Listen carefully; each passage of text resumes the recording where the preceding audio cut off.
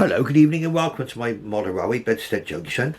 Now tonight we're going to be covering a quite a special subject to me. We're going to be talking about the Somerset and Dorset joint railway. Okay, and all the locomotives, all four locomotives you're about to see tonight in my running session. Certainly if it wasn't a particular, like the Southern Railway one, it might not be that particular one there, like on the S&D, but it's typical that they did. The other three locomotives certainly were on the Somerset and Dorset joint railway at some stage during their operational lives. Now, what we've got running tonight, we've got an odd man out in three different ways. Okay, we've got three engines, and each time we're going to have odd man out. The odd man out here is that we're going to be having the Bullet Pacific, which is the odd man out, because that's Southern Railway. Then the 2P and the 3F and the 4F are all provided by, would it be provided by the Midland Railway. Okay. Now, without any further ado, we're going to bring out the first four locomotives, and we're going to have a little talk. Now, one of the things which spurred me on to make this video is the fact that it was quite exciting for me, okay, is the Hornby announcement that they're going to be bringing out again their 3F Ginty, okay, in two colours, black or S&D Prussian blue. They're producing a 4F in Prussian blue, which I've already ordered, okay, and the 2P once again in Prussian blue. So just to recap, you've got the 2P, the 4F, and the Ginty, all in a Prussian blue Somerset and Dorset livery.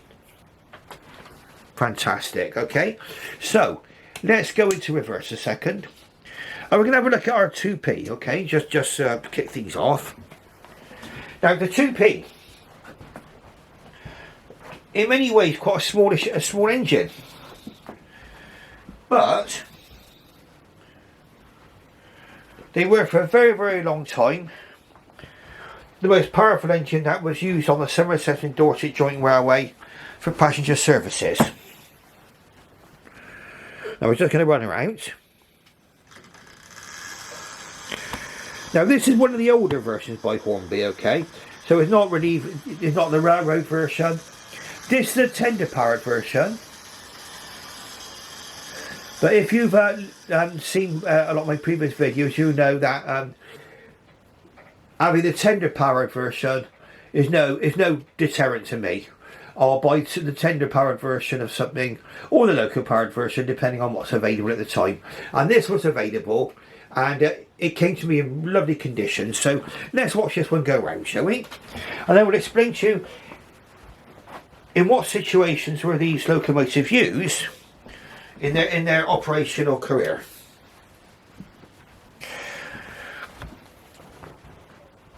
Now obviously, when you think about it, the Castle class on the Great Western Railway was a 6P, I believe, was it not? The King was an 8P. After the 1930s, 20s and 30s, you started to see things like the Black Fives coming out. So these were like locomotives maybe of a different age, okay? The 2Ps. The most powerful engine, like I say, that the Somerset and Dorset joint railway had. Now I think they did carry Prussian blue right up until I think it was 1930. Okay, so correct me on that if I'm wrong. It's getting a bit late tonight, okay? And I might get a bit muddled. 440 locomotive. And I'm going to be talking about recommended reading, okay? And also, what video? I mean, there might be some of you out there who like me, went through a long period of obsession about the Somerset and Dorset joint railway. There may be those of you out there who are curious and would like to know more. And there are a number of books available which could give you information on this. I mean, there's a book that contains the pictures of books that contain the photographs taken by Ivo Peters. There's also Dick Riley, Norman Lockett's another photographer, but the person that was known for actual making videos of the Somerset and Dorset is Ivo Peters. And in fact he used to chase trains in his Bentley. He was well known to all the loco crews. And that's an example of the DVDs you can still get on these. Ivo Peters, the Somerset and Dorset Railway. Beautiful. And again there, that's the second half. So you would go, it covers the trip from Bath Green Park, which the station still exists, but there's no trains running in and out of it, but the station's been restored. And you got to Marsbury Summit, which was the actual highest point of the Somerset and Dorset Joint Railway. And then Marsbury Summit to Broadstone, where the Somerset and Dorset metals came to an end. So that's where they then joined on to the Southern Railway.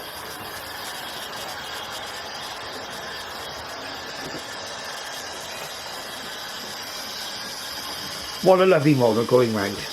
Now I'll be covering quite as much as I can about the Somerset and Dorset and give you some idea about what the flavour of it. I never ever travelled on it myself, okay? I never saw the Somerset and Dorset in its operational days. It closed on the 6th of March 1966.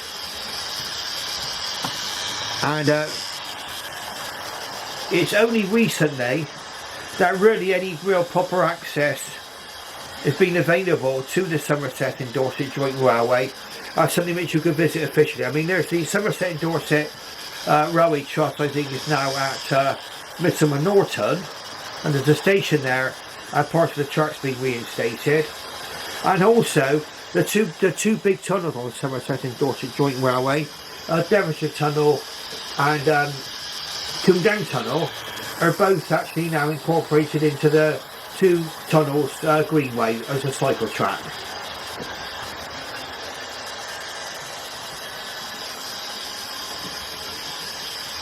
Now the particular model that I've got here, I'm going to say goes back a little way for Hornby. And this is R2217 S&DJ R440 Class 2P locomotive number 44. Like I say, this is coming out again. It will be loco powered, not tender powered like this one, okay? And I believe they're going to be having a 3-pole motor put into them. And but they will be available in the Hornby range.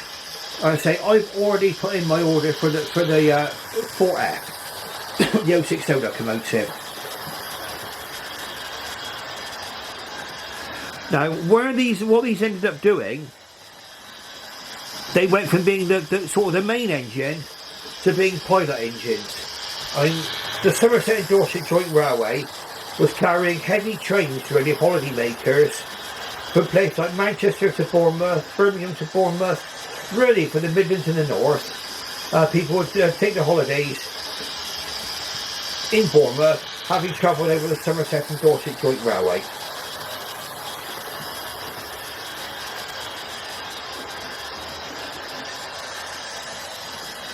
And the Somerset and Dorset Joint Railway, to get their locomotives over the steep gradients of 1 in 50,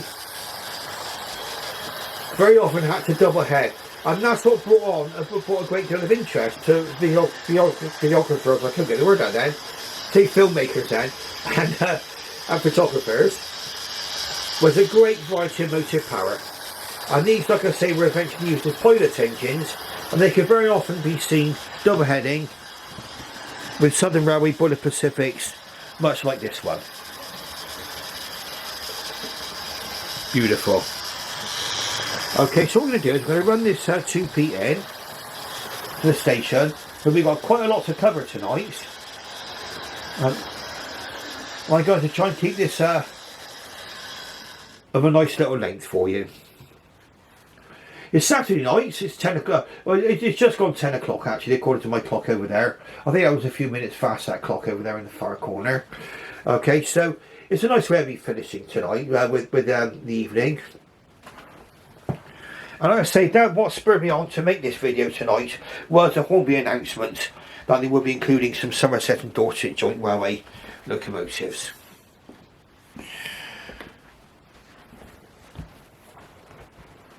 In fact, even though Hornby said that they're taking a bit of having a bit of a catch-up year with their releases, which I can applaud them for doing, because you know, they've got to fulfil all the orders and everything else, and it's been a difficult time for production and everything else.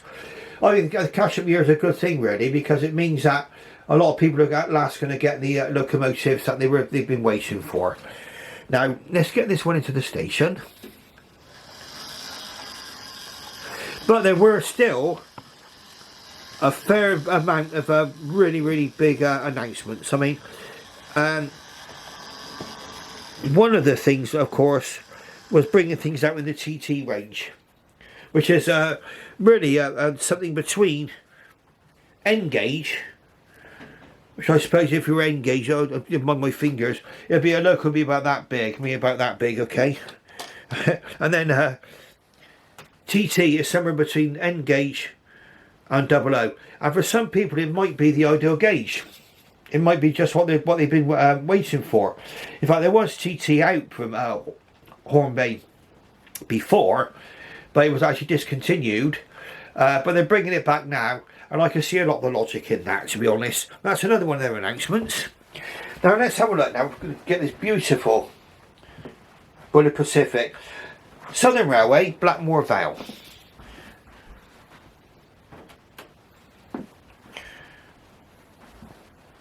Now the Bullet Pacifics could appear in this form, which is what they call span cans, okay? This is the original form. Or some of them were rebuilt without the cladding, so I might got my arm in the way of the controller there. Okay, so out we come to the station.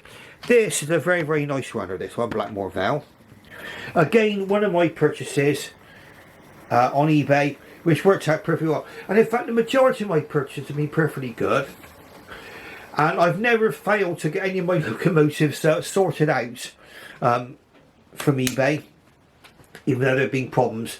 Every one of these engines on here that you're going to see tonight were all perfectly problem free. They've had no more than an oiling, you know, as a just in case procedure. Bullet Pacifics. Oliver Bullet is a designer of these engines, and they contain many revolutionary and innovative features.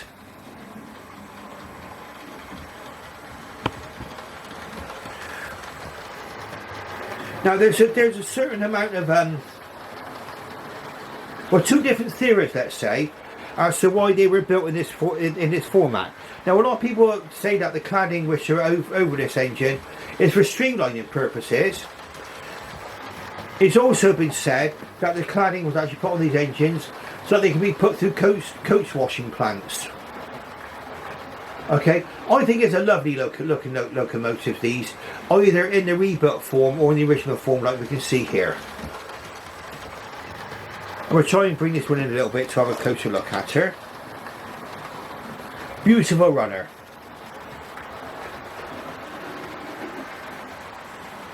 And the one that I've got in front of me now is our 2219 Southern Railway. It's a 462 West Country class with 21C123 Blackmore Vale. That's because the Southern Railway are their own unique numbering procedure.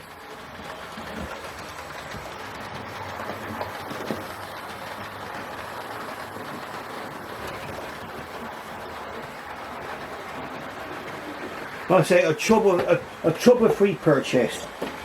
Smooth as silk. Beautiful. I don't think is it DCC ready? No, it's one of the old. It's one of the super detail ones. They went through a period of time recording their locomotive super detail. So this one will not be DCC ready. Now, one thing which I suppose you would think, well, it's health and safety and everything else, but this is what you find on these old boxes. this product is not suitable for children under 3 years of age. So they're saying that this is going to be suitable for a child of 3 years of over 3 years of age. Okay. Nowadays, a lot of the really kind of models with lots of separately fitted parts and on there and everything else, the more delicate models. Now they say, oh, they're for adult collectors only and only 14 years and above.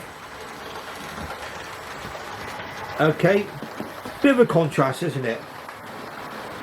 And I think the railroad range is very welcome that Hornby are keeping that up, because that's the more affordable and durable range for people who maybe are beginners. You might be somebody who just likes watching the locomotives go round. You don't want to worry about handling the model. And so the railroad range. This would have been now for Hornby at the time. This would have been one of the top of the range models. At the time, I don't think there was a Hornby railroad range as such. Beautiful. Look at that. Blackmore Vale. And the Bullet Pacifics, they actually pulled one of the last trains which travelled over the Somerset and Dorset Joint Railway, and that was the Immaculate Bude and Biggin Hill, putting a Railway Society special train. During the 5th and the 6th of March 1966, there was a number of specials run over the Somerset and Dorset Joint Railway, and then unfortunately after that, the Somerset and Dorset was sadly closed. Now you can see these Bullet Pacifics in preservation. Beautiful. Imagine this speeding down a railway line, especially on the Southern Railway, as people like to remember it, running from Waterloo through Salisbury and into Exeter Central Station. Beautiful. What a lovely locomotive. Now I'll be moving on to a couple of more humble locomotives in just a moment, but not any less worthy. Okay, so like I say, on the Somerset and Dorset Joint Railway, these were moved on from the Southern Railway to help out with the motive power requirements, and they were very often seen double heading with either the 2P locomotive, we can see just here, just try to get focus on it, the 2P, or you can even see the 4Fs being drafted into passenger service as pilot engines, and there were even instances of 3Fs being drafted in. Okay, even a Ginty was. The whole idea being to get the Somerset and Dorset Joint Railway heavy trains, heavily loaded trains, over the 1 in 50 gradients and onwards over Masbury Summit, where then everything, the railway line started to run downhill, and then everything was a little bit more flat. Okay, so there we go. So let's bring this beautiful Bullet Pacific in. It's putting 3 olive green coaches. Okay, we're very lucky to find those as well. Beautiful. Here we go.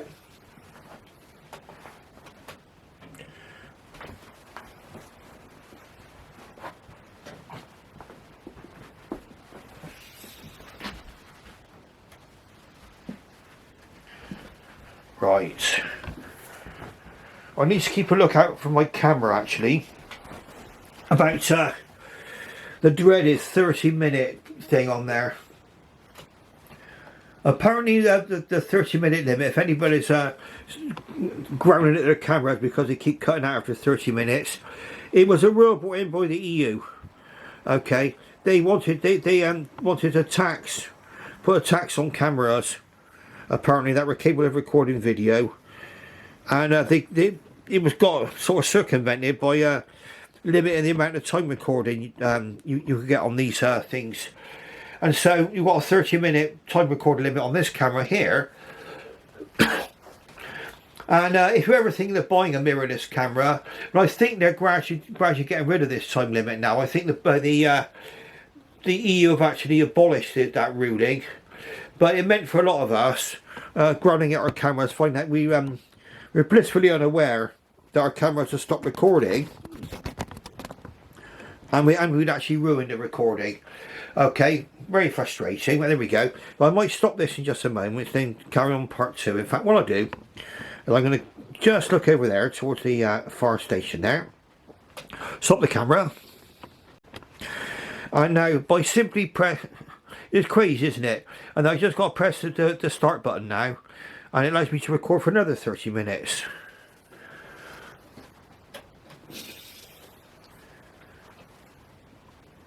Right, so let's have a look now. The next locomotive we're going to see is going to be a 4F. And in fact, it's the odd man out here tonight, okay?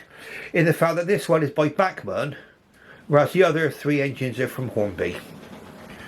Now this is a top of the range model from Bachmann, okay? They don't have a separate railroad range.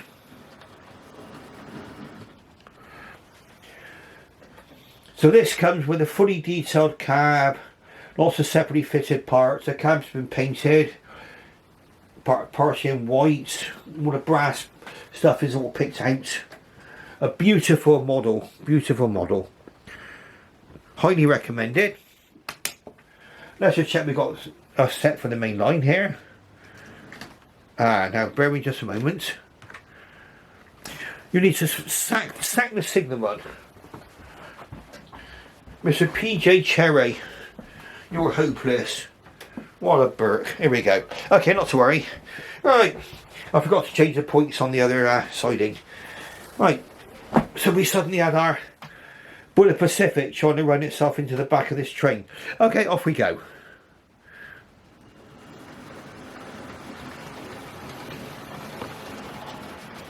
Right, so I would say the humble 4F, as many people would say.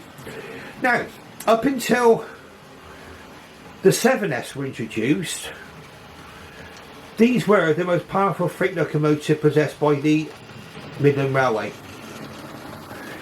Now, the Midland Railway adopted what they call a small engine policy, and that went for both their freight and passenger services.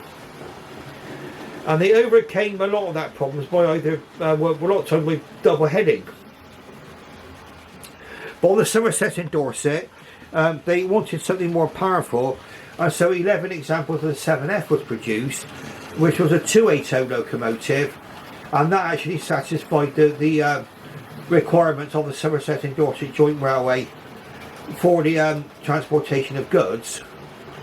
These carried on being used on local passenger services, could be used as a double heading with a 7F sometimes on passenger services. And in fact, that was another thing about the Somerset and Dorset Joint Railway. Because of the great demands on motive power, you often saw on summer services freight engines drafted into pull express trains.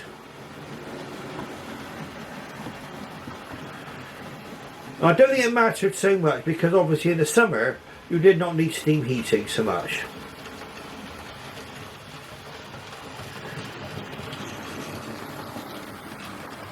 And of course the ultimate use was eventually of the 9F being used on the Somerset and Dorset Joint Railway. So they always had a need for more power.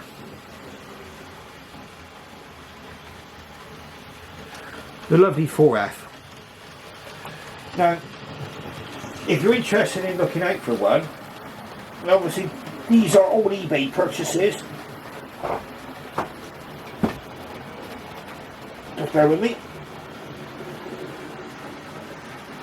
This is 31881 class 4F 43875 BR black early emblem.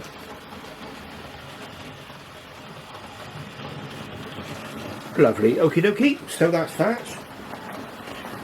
Now, the coal load on this, very shiny coal loads on Bachmann's. I like that. Okay. 2 of the wagons are probably representative of the kind of cargo. I mean, really on the Somerset and Dorset Joint Railway, a lot of the traffic which they carried was coal. There were a number of major collieries along the line, in Midsummer Norton and at Ridlington, Like I say, that provided much of the traffic. There was also beer traffic from the Alden Woodhouse Brewery, or the Badger Brewery, which is now it's in Blandford Forum. In fact, that was one of the stations actually served by the Somerset and Dorset Joint Railway. Blandford, or as they called it, Busy Blandford.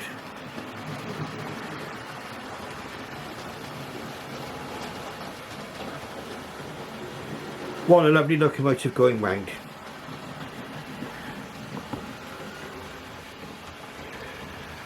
Now, for those of you who want to gain more information about the Somerset and Dorset Joint Railway, we're talking about some books available. There were a series of blue books produced by the Somerset and Dorset Trust, okay? And this is probably the most famous driver because he actually appeared in the programme All Changes at Evercreech Junction. A couple of videos came out about that, about Evercreech Junction. And this is Dollar Bill, you can see there on the footplate. He started, I believe, as a cleaner in 1919 and worked his way up to being a driver on the Somerset and Dorset Joint Railway. And like a lot of the Somerset and Joint Railway people, their careers came to an end in the 1960s because the Somerset and Dorset Joint Railway was due to close. But I think he started August Bank Holiday 1919 on the S&D. And that series of books, you want accounts of various people. And another book which I recommended reading is Robin Hathill, the Somerset and Dorset Railway. Look at that beautiful Prussian blue engine there running there. Look at that beautiful. Oh. Okay, so that's maybe an idea because I do think that some of us. I mean, I was very curious about the Somerset and Dorset Joint Railway. I didn't know anything about it, to be honest with you. I didn't know anything about it up until when I started to get interested in railways in my 30s. Believe it or not, it took me to then to really get interested. And a programme came on called Seaside Railways, and it actually talked about the Somerset and Dorset Joint Railway passing up over the Mendips, and about Ivo Peters, the photographer and videographer. And it was from then on in that my interest in the Somerset and Dorset came about. I'm going to have a little look at the 4F in just a moment. While it's going round, let's have another little look at this beautiful engines here, which is the 2P in Prussian blue and the Southern Railway Blackmore Vale Bullard Pacific in green. Beautiful, look at that. Our 4F just going round as well now, and on its way now. Absolutely perfect. Right, so we're going to run this one in now. There's this beautiful 4F.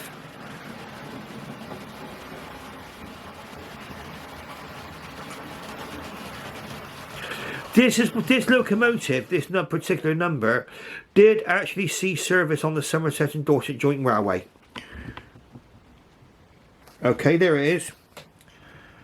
43875, which would be the number it would have been given under British Railways ownership, and it's also bearing the early crest on the tender there. An 060 locomotive, like I say, up until the introduction of the 7Fs and the 8Fs, these were the most powerful freight locomotives in general use on the Midland Railway. I'll just have a quick change of points and we'll bring her in and we'll be looking at our last locomotive. Pardon me, I just had a slight mishap then.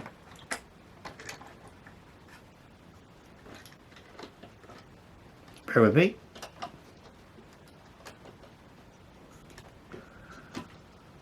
Be right there. Crisis over, crisis over. I had a major rail disaster then. Me and my clumsy hands. Okay, not to worry. Right, let's run her in now. It's getting quite late actually now. It's 25 past 10 on a Saturday night. I'll be carrying on reasonably late with this running session because I'm quite enjoying this. So even after I filmed, when I start to put this onto the computer and everything and put it onto YouTube, I'll probably carry on my running session, eventually pack up about midnight I guess. You probably think, well, that's late to be running trains, but you know, I'm quite a night owl myself. Now let's have a look and see our last train. This is back in the Hornby catalogue. Okay, back in the range, part of the announcement by Hornby, and it's a wonderful little ginty.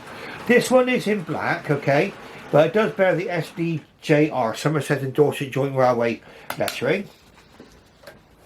There we go. So round we go now.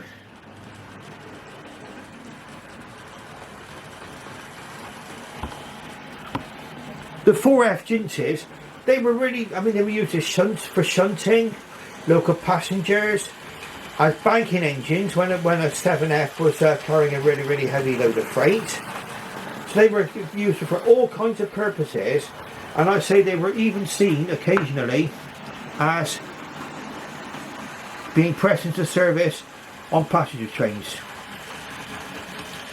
So like I said, the S&D probably had one of the greatest varieties of engines. The responsibility for motor power was taken up by the Southern Railway and by the Midland Railway. Certainly after the Midland and the Southern took joint control of the Somerset and Dorset Joint Railway. Now, putting 3 coaches, which should be Prussian blue, I got a feeling, and you can correct me on this if I'm wrong, but I think these are probably from the Caledonian train set, these ones, but they're near enough, they're blue. They're putting, our James is putting this round lovely now, there, okay? So, the 3 locomotives announced by Hornby at the moment, and I think they're all going to be railroad models, is the Ginty, and it's coming out in black. It's also coming out in Prussian blue, which is like the Somerset Dorset was originally, and it's £10 extra, so I think it's going to be a more popular model. And then you're going to get the 4F and the 2P, okay? And the 4F you've seen, the brush you've seen go around tonight is a Bachmann one. Probably this will be the Hornby Railroad version you will see being launched in the Prussian blue livery. Now I hope you've enjoyed this railway video tonight, okay? And if you like what you see, please press the like button and subscribe. And ring that bell so you're made aware of all future videos made by me. And on that note, I mean, let's say thanks very much for your interest. For those who stayed to the end, thank you for sticking with me. And I should bid you farewell and good night.